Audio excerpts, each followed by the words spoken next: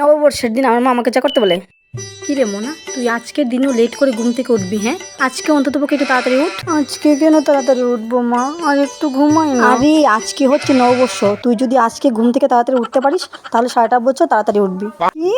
উঠ উঠ উঠ উঠ, জলদি উঠ জলদি উঠ।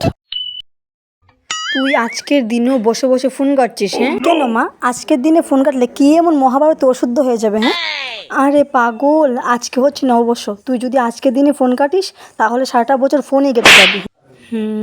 রাখ রাখ রাখ, ফোনটা রাখ, ফোনটা রাখ। এই মেয়েটাকে নিয়ে আমি আর পারি না, এখনো বসে বসে মোবাইল দেখে যাচ্ছে।